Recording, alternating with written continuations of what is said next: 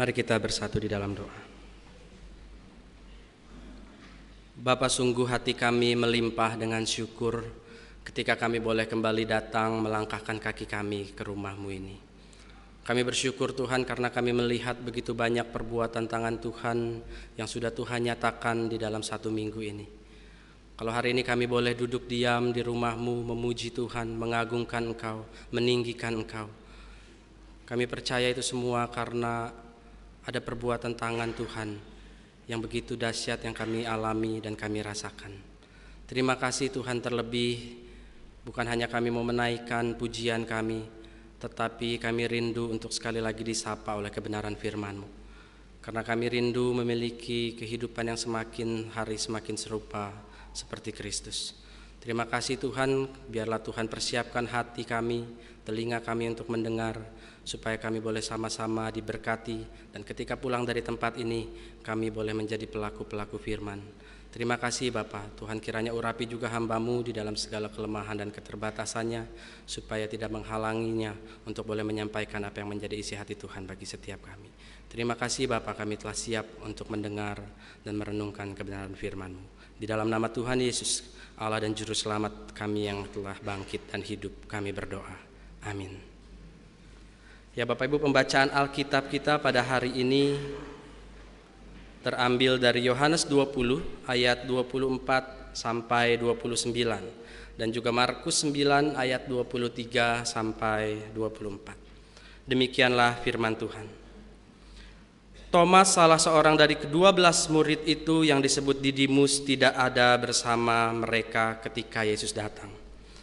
Jadi kata murid-murid lain itu kepadanya, "Kami telah melihat Tuhan."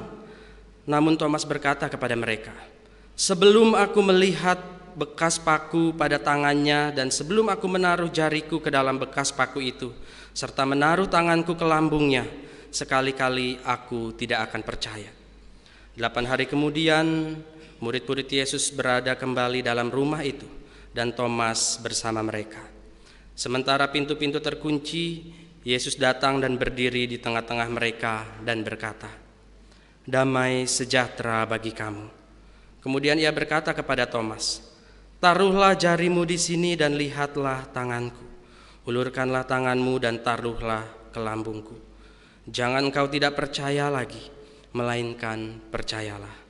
Thomas menjawab dia, "Ya Tuhanku dan Allahku."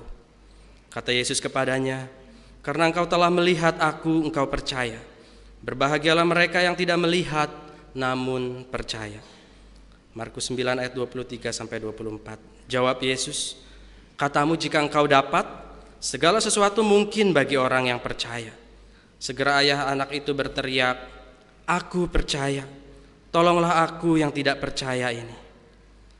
Bapak Ibu, berbahagialah setiap orang yang mendengar firman Allah dan yang memeliharanya. Haleluya.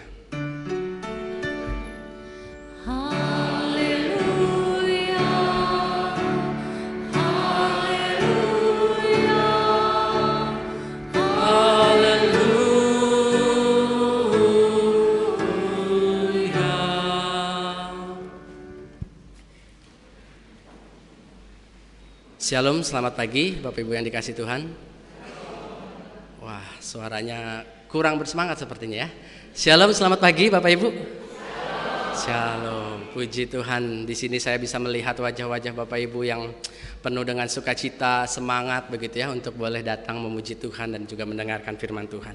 Bapak Ibu, sebelum kita sama-sama merenungkan kebenaran firman Tuhan, mungkin saya mau memperkenalkan diri secara singkat. Mungkin ada di antara Bapak Ibu yang sudah kenal begitu ya dengan saya, karena saya memang dari Gereja Kristus ya, tetapi di Ciampea. Ya Bapak Ibu, saya Aldi Rusli. Ya, saya adik dari Pendeta Handri. Ya. Ya, saya adik dari Pendeta Handri yang ke-12 Bapak Ibu ya. Jadi kami 13 bersaudara Bapak Ibu. Pak Handri anak ke-4, saya anak ke-12. Jadi masih ada adik saya satu lagi Bapak Ibu ya. Lebih besar dari saya badannya. Ya Bapak Ibu, ketika saya berdiri di tempat ini Bapak Ibu, saya teringat sekitar 20 tahun yang lalu mungkin ya.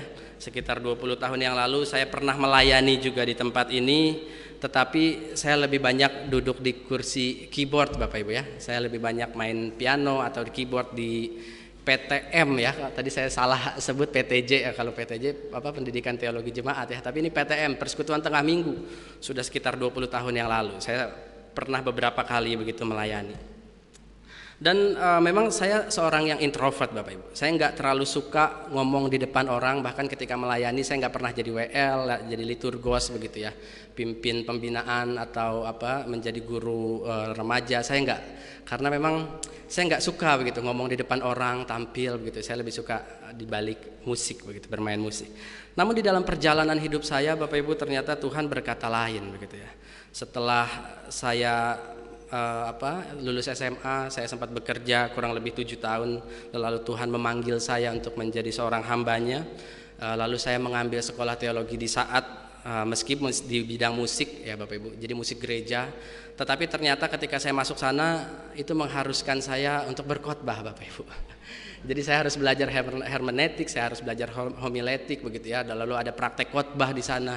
Jadi mau tidak mau akhirnya saya harus belajar begitu untuk berbicara di depan orang.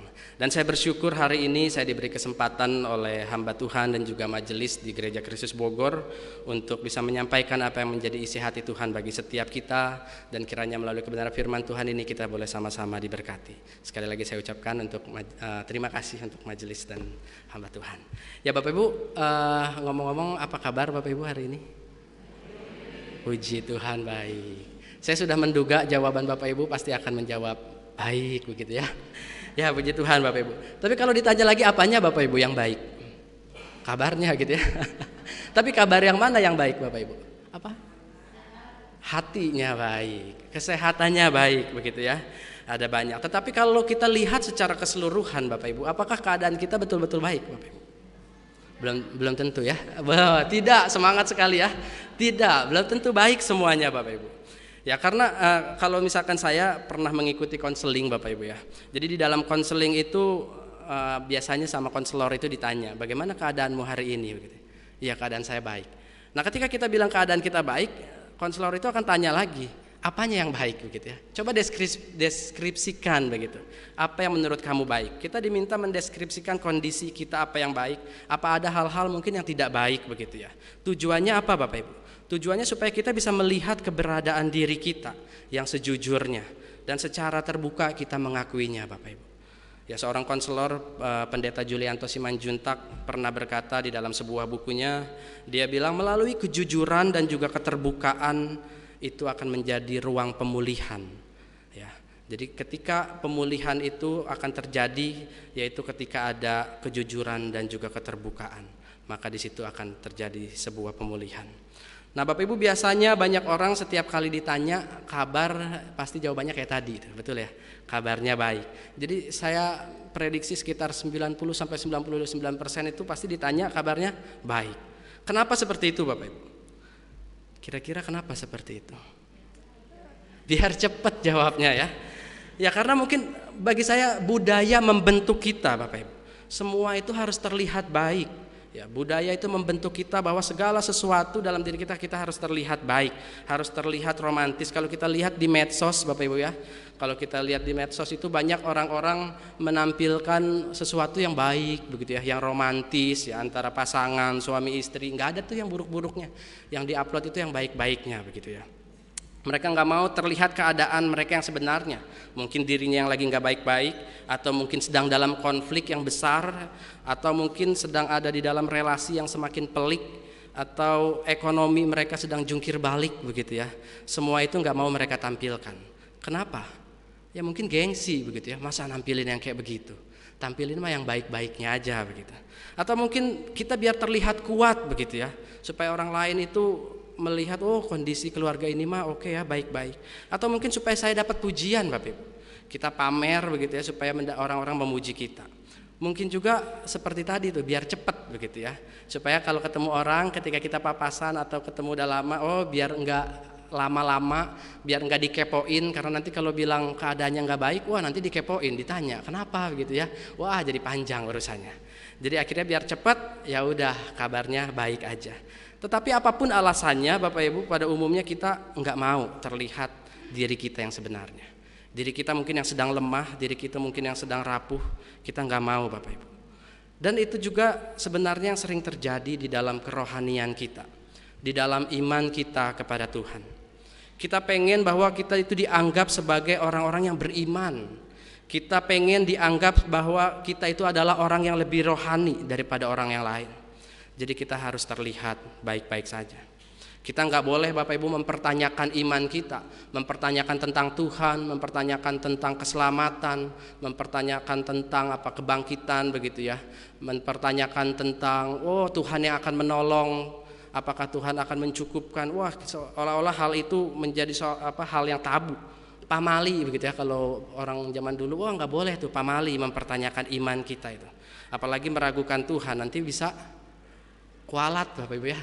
Nanti kalau kita mempertanyakan Tuhan bisa kualat kita ya. Kalau kita ragu misalnya sama Tuhan yang tolong kita apa enggak ketika mungkin hidup kita susah, ekonomi juga buat makan misalnya sangat sulit, atau ketika kita cari kerja udah berapa bulan, berapa tahun kita dirumahkan, kita nggak bisa mendapat pekerjaan. Ketika biaya berobat mungkin semakin mahal, tetapi kondisi penyakit kita semakin parah. Ntar kalau kita ragu sama Tuhan, kita dikatain sama orang-orang, sama saudara-saudara kita, ntar kita dikatain, ya gitu aja lu ragu sama Tuhan. Lu mah kurang beriman begitu ya, makanya nggak sembuh. Lu kurang beriman makanya lu belum dapat kerja. Kita dikatain kurang beriman Bapak Ibu. Akhirnya iman kita jadi iman yang pura-pura Bapak Ibu. Iman kita jadi iman yang tidak otentik. Kita bisa jadi orang yang sok rohani. Setiap peristiwa selalu kita rohani-rohanikan. Supaya apa? Supaya kita terlihat lebih rohani. Akhirnya kita hanya mengemas dengan ucapan, oh iya saya bersyukur, oh iya saya beriman, Tuhan pasti tolong, supaya kita terlihat lebih rohani daripada yang lain. Tetapi sesungguhnya hidup kita itu penuh dengan keraguan. Hidup kita penuh dengan keluhan demi keluhan kepada Tuhan. Nah, hal ini yang jadi masalah Bapak Ibu. Apakah Tuhan mau kita seperti itu Bapak Ibu? Pagi ini kita mau belajar tentang sebuah iman yang otentik melalui kisah Thomas. Nah Bapak Ibu, siapakah Thomas itu? Kita tahu Thomas adalah salah satu rasul begitu ya, salah satu murid dari ke-12 murid Yesus. Nah Thomas ini Bapak Ibu dikenal sebagai murid yang jujur, murid yang berani, namun Thomas juga memiliki kecenderungan ragu-ragu dan juga pesimis Bapak Ibu. Misalnya kalau kita lihat di dalam Yohanes 11 ayat 7 sampai 16 Bapak Ibu. Saat itu Yesus memutuskan untuk pergi ke daerah Yudea ya. Daerah Yudea itu daerah yang berbahaya. Tetapi Yesus mau pergi ke sana karena ada misi khusus untuk membangkitkan Lazarus yang mati Bapak Ibu. Nah, sebelumnya di Yudea itu Yesus mau dibunuh Bapak Ibu, dilempari batu sama pemuka-pemuka agama Yahudi. Nah, tetapi ketika Yesus mengajak murid-murid untuk pergi lagi ke Yudea, mereka takut begitu ya. Apa benar guru mau pergi ke sana? Kemarin loh kita mau dilempari batu. Lalu Thomas bilang apa Bapak Ibu? Thomas bilang, marilah kita pergi juga untuk mati bersama-sama dengan dia. Nah Thomas itu jujur begitu ya, dengan apa yang dia alami, dengan yang dia rasakan, dia ungkapkan. Dia bilang, marilah kita pergi juga untuk mati bersama-sama dengan dia. Nah Thomas berani mengungkapkan pendapatnya Bapak Ibu. Tetapi dari kalimat ini juga ada nada pesimis begitu ya. Thomas bilang, kita pergi untuk mati Bapak Ibu. Ya seolah-olah Thomas tidak melihat jalan lain karena Tuhan Yesus bilang, wah kita harus pergi ke sana. Tidak ada jalan lain, jadi seolah-olah ya udahlah itu kematian jalan terakhirnya. Jadi Thomas ikut saja. Lalu kita juga melihat dari perikop yang tadi kita baca bahwa Thomas itu tidak percaya akan kebangkitan Yesus.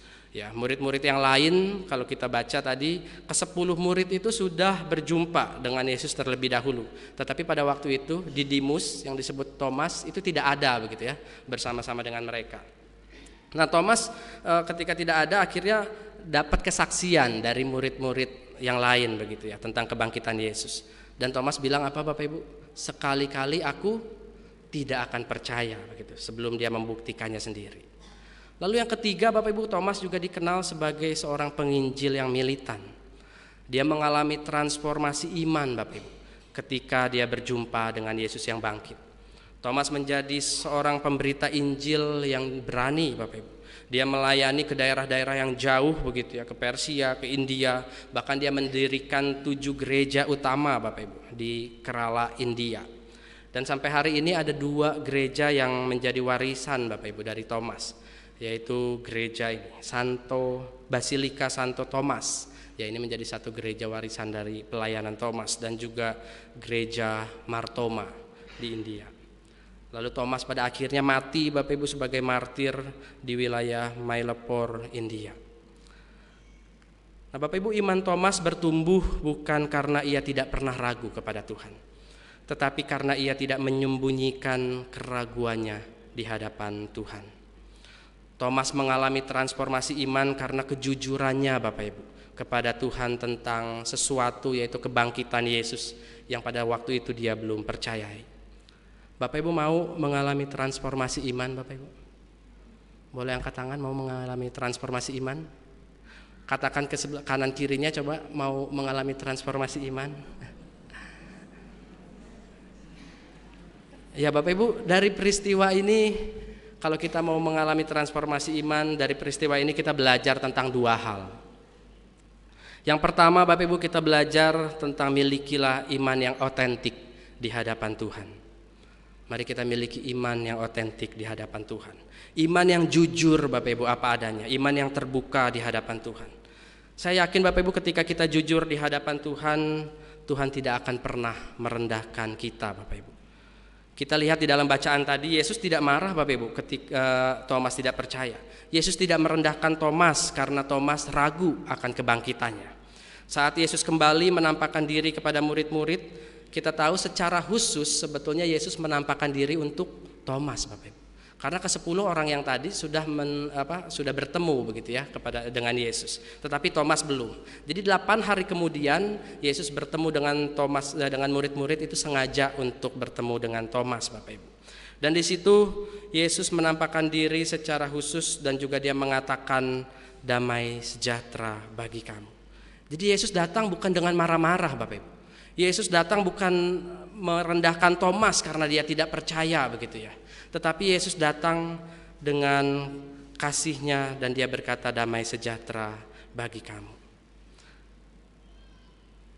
Lalu Yesus juga dengan penuh kasih, saya yakin dia berkata taruhlah jarimu.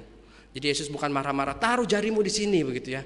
Percaya gitu ya. Karena kamu sudah tidak percaya sekarang nih, lihat nih jari. Enggak Bapak Ibu. Tuhan Yesus datang dengan kasih. Lalu dia berkata, taruhlah jarimu di sini, ulurkanlah tanganmu dan cucukkanlah ke dalam lambungku. Bapak Ibu, di dalam beberapa bagian Alkitab juga mencatat bagaimana Tuhan Yesus itu tidak pernah marah di dalam dan merendahkan orang-orang yang pernah ragu kepadanya. Misalnya Bapak Ibu, di dalam 1 Yohanes 1 ayat 45 sampai 46, ketika Nathanael mendengar kisah Yesus dari Filipus begitu ya, salah seorang murid Yesus. Lalu responnya ialah apa? Dia meragukan Yesus Bapak Ibu. Apakah mungkin yang baik itu datang dari Nazaret? Nah, justru di ayat berikutnya Yesus malah memberikan pujian bahwa Nathanael itu adalah Israel yang sejati dan tidak ada kepalsuan di dalamnya. Lalu dalam kitab Markus yang tadi kita baca ayat pasal 9 ayat 24, seorang ayah yang masih kurang percaya tadi memohon pertolongan Yesus untuk anaknya yang kerasukan setan Bapak Ibu. Lalu ayah itu berteriak apa? Aku percaya, kata si bapak itu.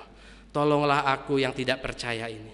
Bapak Ibu, menarik kalau di dalam terjemahan lain, misalnya dalam versi bahasa Indonesia masa kini begitu ya, atau firman Allah yang hidup, di situ dikatakan bahwa Tuhan saya percaya gitu. Saya mempunyai iman, tetapi iman saya itu masih kurang. Tolonglah saya supaya bisa lebih percaya lagi. Tolonglah agar saya mempunyai iman yang lebih besar lagi. Bapak Ibu, seorang ayah yang anaknya kerasukan ini berusaha untuk terus percaya kepada Tuhan, sekalipun masih ada keraguan di dalam dirinya. Ia minta agar Tuhan menolong dia supaya dia bisa lebih percaya dan memiliki iman yang lebih besar lagi. Dan saat itu Bapak Ibu, kita baca bahwa Yesus tidak merendahkan keraguannya atau imannya itu, melainkan Yesus menolong sang ayah ini. Agar apa? Agar imannya bertumbuh. Melalui pengusiran setan, Yesus sembuhkan anak itu. Bapak Ibu, mungkin ketika mendengar tentang ini Bapak Ibu bertanya begitu ya, bagaimana dengan sebuah kisah, bagaimana murid-murid ketika berhadapan dengan angin ribut yang dahsyat dan saat berlayar lalu dia membangunkan Yesus begitu ya saat itu. Nah, waktu itu Yesus bilang, "Mengapa kamu takut, kamu yang kurang percaya?" Di dalam Matius 8 ayat 26. Apakah saat itu Yesus sedang merendahkan murid-murid, Bapak Ibu? Yesus marah kepada murid-murid. Atau ketika Petrus sedang berjalan di atas air, saat Petrus hampir tenggelam, saat itu Yesus berkata juga, "Hai orang yang kurang percaya, mengapa engkau bimbang?" kata Yesus. Apakah saat itu Yesus sedang marah dan juga merendahkan iman Petrus, Bapak Ibu? Mungkin kalau serlintas Bapak Ibu kita lihat, ya terkesannya Yesus itu sedang merendahkan murid-muridnya yang tidak percaya itu. Tetapi Bapak Ibu, setelah saya merenungkan kisah ini, saya mendapat jawaban lain, Bapak Ibu. Yesus bersikap seperti itu karena memang murid-murid itu tidak datang dengan sebuah kerendahan hati dan sikap yang jujur di hadapan Tuhan. Di dalam kisah angin ribut misalnya di dalam kitab Markus, di situ dikatakan murid-murid datang kepada Yesus dengan bilang seperti ini, Bapak Ibu. "Guru, engkau tidak peduli kalau kita binasa," kata murid-murid. Jadi murid-murid datang dengan sebuah pertanyaan, tetapi pertanyaan ini seperti pertanyaan judge begitu ya, ngejudge Tuhan Yesus. Pertanyaan penghakiman begitu. Kalau engkau itu tidak peduli, Guru, kalau kita akan binasa karena ada angin ribut itu. Lalu dalam kisah Petrus berjalan di atas air, ya kita tahu ketika murid-murid melihat bahwa Yesus berjalan di atas air, saat itu Petrus berseru begitu ya dengan kalimat, "Tuhan, apabila engkau itu, suruhlah aku datang kepadamu berjalan di atas air." Lalu kata Tuhan Yesus kepada Petrus apa? "Berjalanlah, datanglah." Lalu Petrus akhirnya berhasil, Bapak Ibu, berjalan di atas air. Nah, ini membuktikan bahwa yang sedang diajak bicara itu benar-benar Yesus. Karena tadi murid-murid Petrus secara khusus ini ya menantang begitu. Kalau memang itu engkau benar, suruhlah aku berjalan. Dan benar begitu ya, Petrus bisa berjalan. Tapi imannya menjadi lemah karena tiupan angin itu. Maka kata Yesus, apa? "Hai orang yang kurang percaya, mengapa engkau bimbang?" Jadi tidak bermaksud untuk merendahkan. Bapak Ibu, pagi ini maukah kita datang dengan sebuah keterbukaan di hadapan Tuhan, dengan hati yang jujur di hadapan Tuhan, dengan mengakui saat-saat mungkin kita pernah begitu Bapak Ibu mengalami iman kita yang sedang lemah di dalam pergumulan kita, di dalam masalah hidup kita.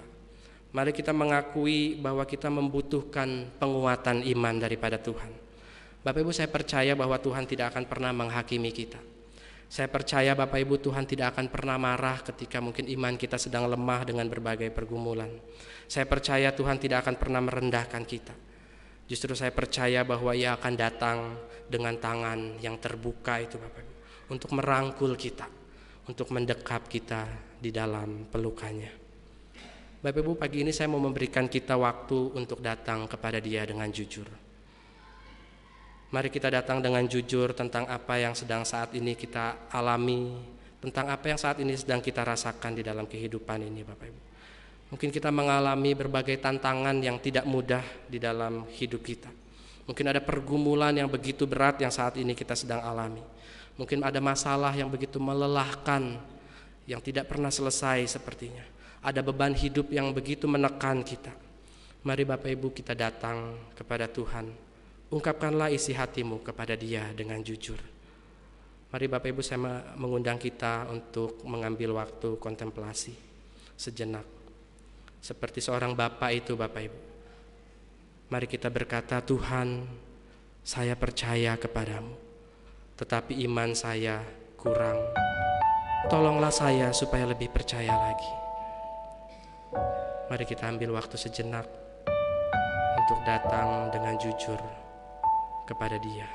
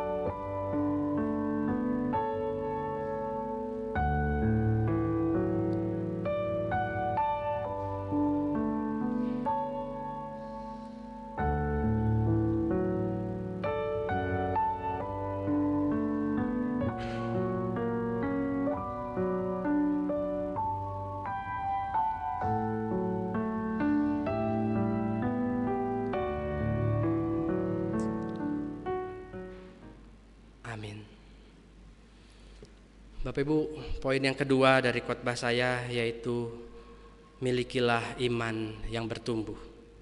Bapak Ibu, kita tahu setelah Thomas melihat bukti bagaimana Tuhan yang bangkit, kita melihat bagaimana iman Thomas itu terus bertumbuh, Bapak Ibu. Kita bisa melihat di dalam sejarah bahwa Thomas menjadi seorang murid yang militan. Ia melayani ke wilayah-wilayah jauh yang penuh dengan tantangan, Bapak Ibu. Bahkan ia rela mati sebagai martir di dalam pelayanannya. Lalu bagaimana dengan iman kita kepada Tuhan, Bapak Ibu? Sudahkah pengalaman-pengalaman rohani kita bersama dengan Tuhan itu membuat iman kita terus semakin bertumbuh? Atau tingkat keraguan kita akan pertolongan Tuhan tetap sama, Bapak Ibu? Dari dulu begitu ya, sampai sekarang dan juga selama-lamanya itu tidak pernah berubah. Seperti lagu yang bilang dahulu, sekarang, selama-lamanya tiada berubah. Tapi kalau itu apa? Firmannya begitu ya. Tetapi ini kalau keraguan kita dari dulu sampai sekarang kita masih tetap ragu kepada Tuhan, tidak pernah berubah, wah, berarti iman kita tidak bertumbuh, Bapak Ibu. Seharusnya pengalaman rohani itu menumbuhkan iman kita dan juga membuat keraguan kita semakin hari semakin turun, Bapak Ibu. Dan akhirnya membuat kepercayaan kita kepada Tuhan semakin bertambah. Nah, Bapak Ibu, ketika mempersiapkan firman Tuhan ini saya teringat dengan kisah hidup saya ketika saya masuk ke Saat, Bapak Ibu. Pada waktu itu saya masuk ke Saat dengan sebuah pergumulan karena waktu itu memang saya secara khusus tidak mendapat beasiswa begitu ya. Waktu itu jadi ketika saya masuk, saya mengisi formulir dan juga mengosongkan pertanyaan tentang finansial itu. Jadi ketika kami wawancara dengan dosen, lalu dosen tanya, siapa yang membiayai studi kamu begitu di sini? Pada waktu itu Bapak Ibu, saya dengan iman begitu ya, dengan yakin, dengan percaya diri, saya bilang, saya studi dengan biaya sendiri, Pak. Dan saya yakin bahwa Tuhan akan tolong saya. Emang ada berapa tabungan yang kamu punya? Saya bilang ya cukuplah untuk 1 tahun begitu ya, untuk 1 tahun, dan saya yakin nanti di tahun kedua akan ada pertolongan Tuhan.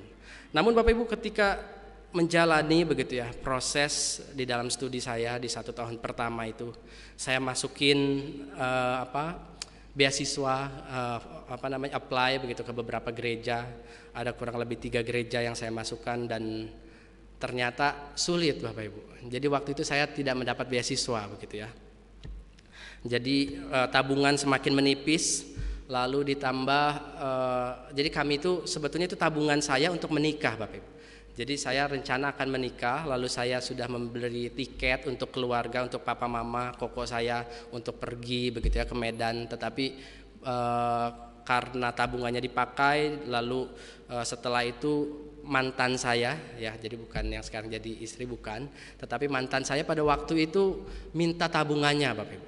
Jadi di dalam perjalanan itu udah tabungan kita menipis, lalu uang yang kita kumpulkan bersama itu dia minta, lalu saya bergumul, waduh gimana ini, diminta uangnya begitu ya, yang ia kumpulkan sekian juta, lalu akhirnya ya udah saya kirim, saya transfer uang yang punyanya dia begitu. Dan di dalam perjalanan itu wah udah semakin menipis begitu ya, karena tabungan sudah tidak ada. Tetapi menariknya Bapak Ibu, saat-saat itu Tuhan menolong saya dengan cara-cara yang luar biasa begitu ya. Yang pertama, ketika saya selesai kerja bakti di kampus, saya membersihkan loker begitu. Tugas saya membersihkan loker waktu itu, jadi ada loker mahasiswa, dan ketika saya membersihkan loker saya sendiri, di situ ada amplop, Bapak Ibu. Ada amplop, lalu ketika saya lihat ternyata itu isinya uang. Wah, saya kaget begitu ya. Sebelumnya saya cerita sama Ko Handri begitu ya, sama Boksu Handri saya cerita, tapi saya nggak cerita ke yang lain, ke mahasiswa dan ke dosen saya nggak pernah cerita. Dan tiba-tiba ada uang begitu di situ.